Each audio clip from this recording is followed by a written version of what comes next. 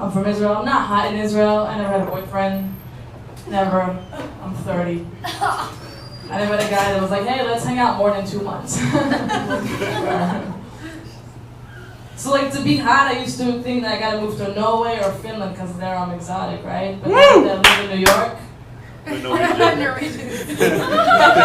I hot in Norway? Yeah. Wouldn't I get my point, I will get plenty of dick. We don't have any brunettes over there. See, exactly. Maybe I should go with you then.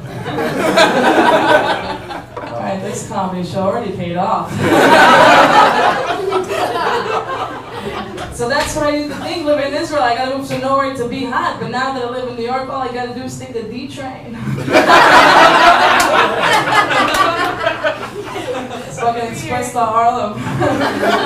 Winter or summer, I'm a hot bitch.